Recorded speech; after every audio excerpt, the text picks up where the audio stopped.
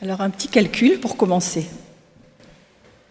Janvier 1989, janvier 2019, ça fait combien ? 30 ans. J'ai 30 ans cette année.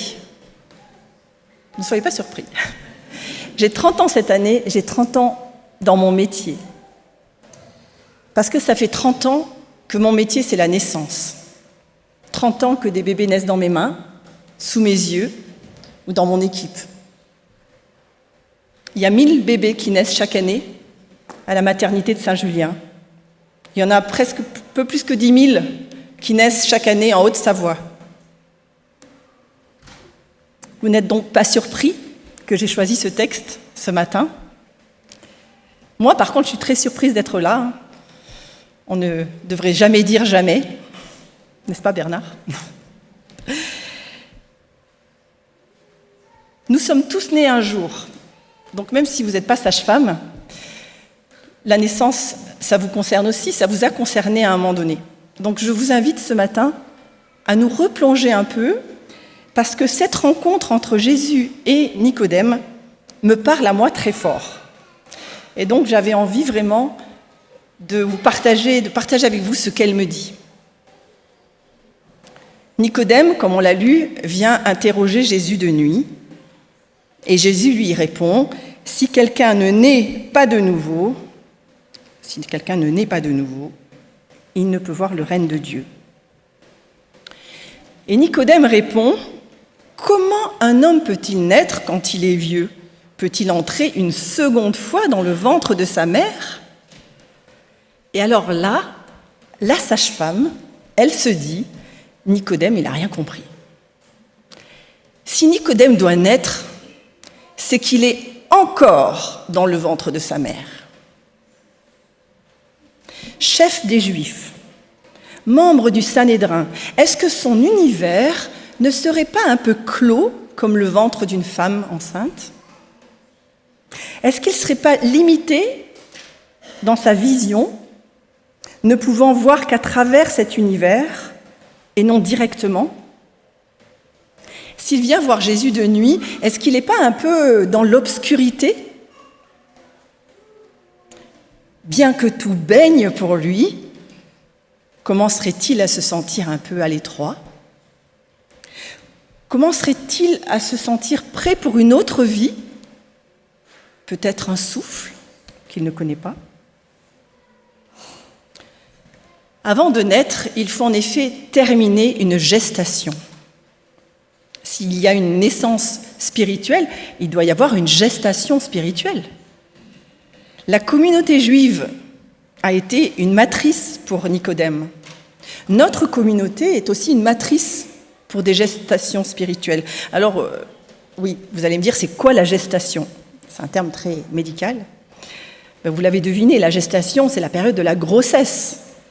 Là où l'être humain est le plus dépendant et le moins autonome. Le plus dépendant et le moins autonome. À l'abri, il se construit à une vitesse incroyable, grâce à une nourriture qui lui est imposée. Oxygéné aussi malgré lui, sans souffle. Il dépend entièrement de sa mère, pour le meilleur généralement, des fois pour le pire. Il dépend d'elle pour toute nourriture et pour tout oxygène. C'est pourquoi aux femmes enceintes, on leur donne plein de conseils. Attention, pas d'alcool, pas de tabac, même passif. Attention à la viande pas bien cuite, pas de lait cru, pas trop de sucre, etc. Attention aux médicaments. Il est dans une relation sensorielle avec sa mère. Mais sait-il seulement que son père existe ? Peut-être qu'il l'entend parfois, mais toujours par le filtre maternel. Il est bien au chaud et n'a besoin de rien d'autre. Ses mouvements sont limités, mais dans un bain plutôt chaud où il permet d'éviter qu'il s'engourdisse. Il ne sait pas ce qu'il attend. Mais toute gestation a un terme. S'il accouche trop tôt, c'est dangereux. S'il naît trop tard, alors cela peut être fatal.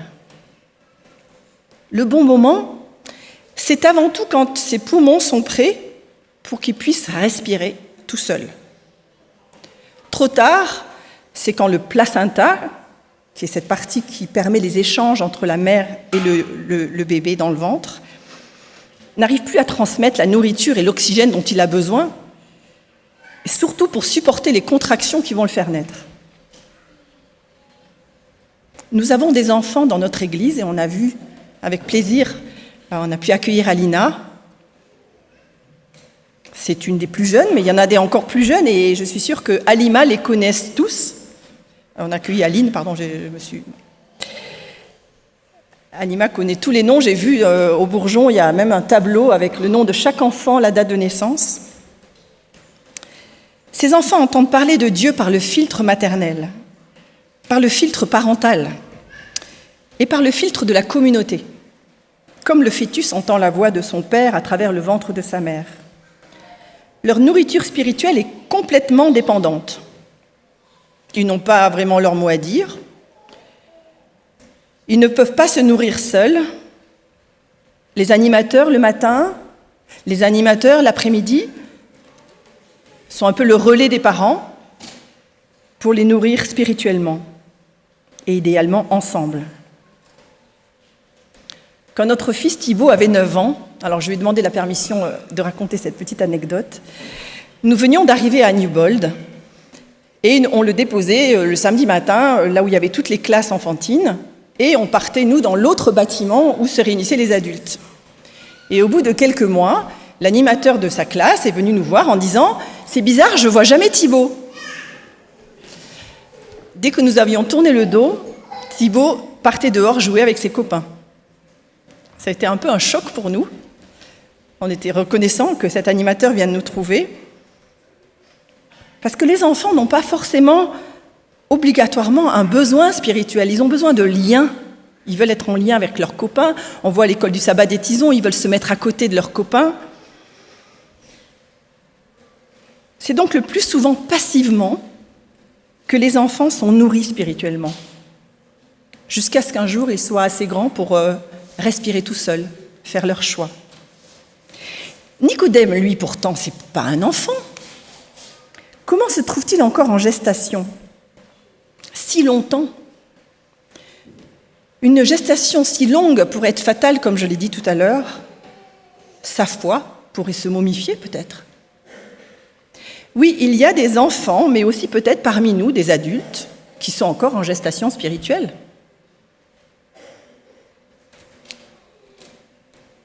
C'est une spiritualité qui serait dépendante de la communauté, une gestation prolongée comme celle de Nicodème, ou même récente, mais avec une vision limitée à l'intérieur de l'Église ou à travers l'Église. Une spiritualité peut-être du samedi matin, passive, où tout baigne. Pas vraiment faim ni soif, ni l'envie de voir ce qui se passe à l'extérieur. Attention, comme le dit Jésus à Nicodème, il faut naître. Attention à l'asphyxie qui menace une gestation trop longue. Le terme. Et oui, toute gestation a un terme. Mais quelle certitude a le fœtus de ce qui se passe après la naissance? Aucune. Le fœtus n'a aucune idée de ce qui l'attend. Il ne peut même pas commencer à l'imaginer. Il ne connaît rien d'une vie au sec, de la lumière du jour. Il ignore complètement ses futures compétences, être capable de marcher, de courir, de parler, de chanter, d'argumenter. Et à quoi ressemble vraiment sa mère? Il ne l'a pas vue. Et a-t-il vraiment un père? Autant de questions dont il n'a pas la réponse. J'entends en effet souvent des jeunes ou des gens me dire attendre un signe, une émotion forte, une certitude pour savoir si Dieu existe. Si le fœtus devait attendre d'avoir des certitudes, il ne viendrait jamais au monde. Quel est alors le bon moment pour naître? Quel est alors le bon moment pour naître spirituellement ? La naissance spirituelle n'est-elle pas avant tout un acte de foi, un choix, le choix de croire sans certitude, en acceptant même ses doutes, en faisant simplement confiance à ce qu'on a reçu ou entendu? Personne ne sait encore chez les spécialistes qu'est-ce qui déclenche la naissance. Est-ce le corps de la mère ou est-ce le fœtus ? Mystère. Et ce mystère, il demeure aussi pour la sage-femme que je suis. C'est chaque fois en même temps un émerveillement. La première fois que mes mains ont accueilli un bébé, j'ai perdu tous mes moyens. J'étais tellement émue, je ne savais plus quoi faire. J'étais encore accompagnée d'une formatrice, donc janvier 89, qui m'a dit « Catherine, concentre-toi un petit peu ». Cette émotion, elle est toujours présente 30 ans plus tard, même si avec le métier, j'ai appris à la contenir et à rester concentrée, parce que c'est important de rester concentré à ce moment-là. C'est miraculeux de voir ces bébés qui déploient leurs poumons jusque-là presque inexistants, inutiles même. Et ce cri qu'ils poussent et qui vous soulage en tant que sage-femme, parce que je peux vous dire, on retient son souffle en même temps, tant qu'on ne l'entend pas respirer. Et ce cri qu'il pousse, c'est un miracle de vie, chaque fois. Il faut quelquefois l'aider un peu, à prendre son souffle. Des fois, il faut l'aider beaucoup. Il faut des compétences de réanimation, car il est urgent que le bébé respire. Toute sa vie en dépend. Comment savoir si nos naissances spirituelles ont un bon souffle ? Je ne sais pas. Dieu seul le sait. Le nouveau-né, à sa naissance, est encore très dépendant.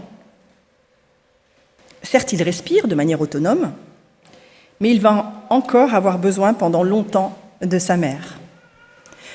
Leurs liens seront forts toute leur vie. J'aimerais tellement que ma mère soit là ce matin. Et je compte aussi bien rester en lien avec mes enfants jusqu'à mon dernier souffle. La première étape, après la respiration, tout va bien, c'est de mettre le bébé en peau à peau. Peau à peau, c'est le corps nu du bébé contre la peau de sa mère. Ce moment, c'est assez récent. Au tout début de mes études, on ne parlait pas tellement de ça. Mais on a découvert tous les bienfaits du peau à peau. D'abord, ça aide l'enfant à réguler sa température, sa respiration. Mais aussi, ça crée un lien. C'est fort pour le lien mère-enfant. Parce que la caresse, l'amour, le toucher sensoriel va susciter la sécrétion d'une hormone qu'on appelle l'hormone de l'amour, l'oxytocine. Ça va donner à cet enfant déjà la notion qu'il est aimé, qu'il est entouré.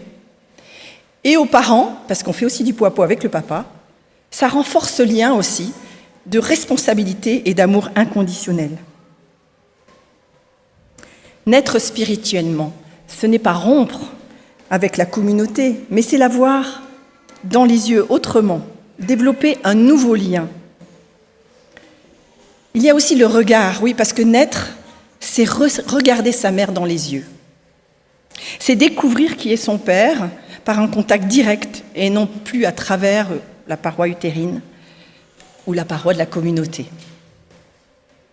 Ce n'est plus une voix qu'on entend de loin, mais c'est une voix entendue toute proche.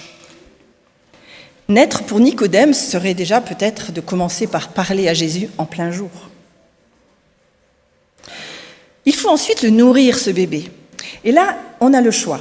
Il y a une nourriture artificielle, industrielle, mais très bien pensée. On a tout calculé, protéines, glucides, tout ce qu'il faut pour que le bébé puisse bien grandir. C'est bien homologué, construit dans un endroit stérile. Ça a le même goût pour tout le monde. Ou alors, on peut choisir quelque chose de plus naturel, de biologique, qui jaillit spontanément du sein de la mère. Alors, je ne viens pas ici culpabiliser les femmes qui n'ont pas choisi d'allaiter, parce que, comme je dis, au niveau industriel, ils ont fait du bon travail. Mais nous, communauté, quel lait donnons-nous à boire à nos nouveau-nés ? Des règles et des croyances, bien réfléchi, bien étudié, d'une Église mondiale, ou alors une foi vécue, un témoignage vivant, un échange jaillissant d'une relation personnelle avec Dieu. Le bébé respire, il a eu son contact, on l'a nourri. Il faut maintenant l'habiller. Le bébé naît nu et il doit s'acclimater à une autre température. Il est important qu'il n'ait ni trop froid, ni trop chaud. Alors là, on insiste, nous les professionnels, il faut le coucher sur le dos. Il faut le mettre dans une gigoteuse.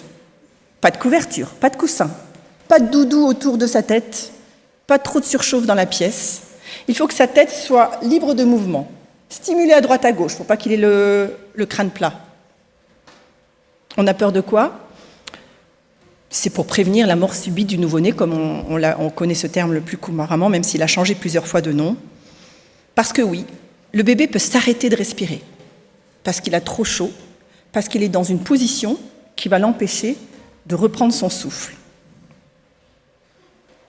Est-ce qu'il pourrait y avoir également dans notre vie spirituelle un risque d'étouffement ? Une doctrine étouffante ? Une croyance limitante ? Je n'ai pas la liste. Vous aimeriez bien peut-être, mais je n'ai pas la liste. Parce que tout ça, c'est très personnel. C'est un ressenti. Mais peut-être que dans notre communauté, on pourrait ouvrir la parole, libérer la parole, défaire des nœuds, poser les choses, les malentendus, pour faire avancer notre Église et lui éviter d'être figée ou bloquée.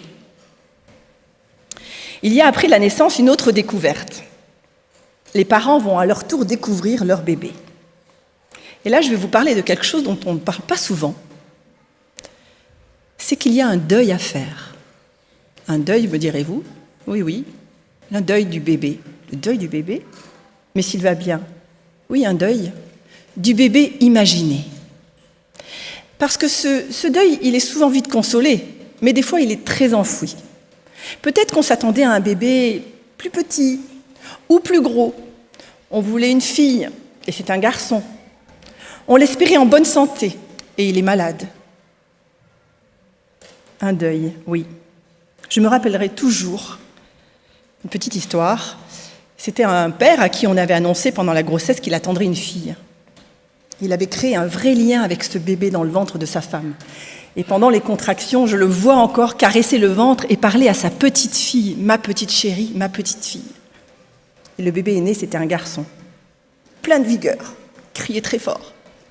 Et je vois encore le visage de cet homme figé. Il ne savait pas quelle émotion il devait avoir. Il devait être heureux, ce bébé allait bien, en bonne santé. Mais il venait de perdre sa fille.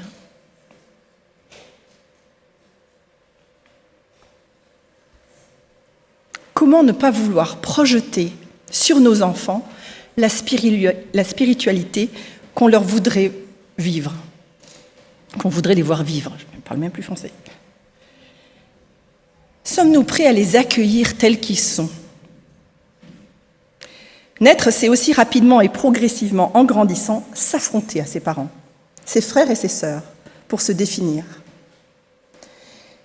Très vite, les pleurs du bébé et la difficulté de les interpréter seront le début d'un apprentissage au langage et à l'échange. Communiquer, se faire comprendre,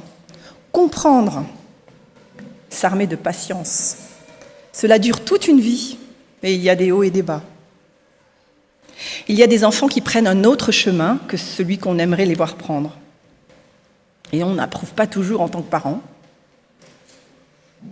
ou en tant que membre d'une communauté.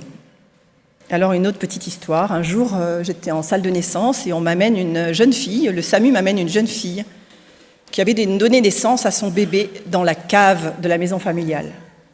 Son père et sa mère lui avaient dit un jour sous le fait de la colère « Si tu tombes enceinte, on te mettra dehors ». Cette jeune fille avait caché sa grossesse jusqu'à se cacher dans la cave pour donner naissance à ce bébé. Quand le SAMU était en train de l'installer devant sa maison, C'est sa sœur qui avait entendu les cris, avait appelé le SAMU. Le père rentrait du travail. L'ambulancier, devant le silence de cet homme, le félicite. « Bravo monsieur, vous êtes grand-père ». Ce qui nous a beaucoup touchés, toute l'équipe, c'est que ces parents de cette jeune fille ont eu terriblement honte. Pas honte de leur fille, non. Honte qu'elle ait pu croire qu'ils auraient fait une chose pareille. Honte des paroles qu'ils aient prononcées. Ils sont venus lui demander pardon. Ils lui ont dit « On sera là toujours, toujours pour toi ». Combien d'enfants dans notre Église peut-être se sont sentis rejetés, voire condamnés par notre communauté. À ceux qui sont ici, à ceux qui nous suivent sur Internet, je voudrais dire pardon. Pardon si notre communauté, cette communauté à laquelle j'appartiens, n'a pas su vous comprendre, vous a condamné, vous a dit des paroles qui vous ont blessé. Oui, demandons pardon à nos jeunes, aux membres que nous n'avons pas su comprendre dans leur souffle autonome. Qui sont les parents qui rejetteraient leur enfant, qui leur fermeraient la porte? Qui sommes-nous pour dire qui a le droit de rentrer ou pas dans l'Église? Honte à la communauté qui menace, juge et condamne. Jésus nous dit « Laissez venir à moi les petits-enfants et ne les empêchez pas. Laissez venir à moi les petits-enfants dans la foi aussi et ne les empêchez pas. » Naître, c'est entrer dans une famille parfaite. Vous en connaissez? Non, en découvrant ses parents au fil des années, et peut-être très tôt, on se rend compte que sa famille n'est pas parfaite, que la mère n'est pas parfaite, n'est-ce pas Thibault Lison? Attention de ne pas trop y prétendre à cette perfection. Une communauté aimante, c'est un objectif qu'on doit se fixer. Regarder la communauté, l'Église dans les yeux, c'est aussi voir ses faiblesses.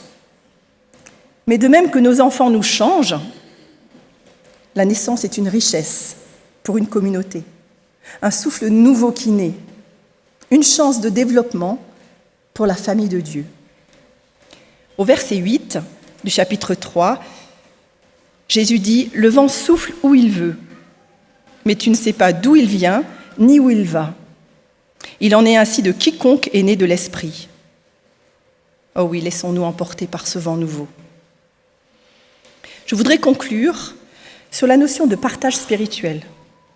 Il y a bien sûr dans notre communauté des membres, des adultes spirituels qui ont certes encore besoin de nourriture, mais qui savent la trouver tout seuls, qui savent la préparer, la choisir, comment la déguster.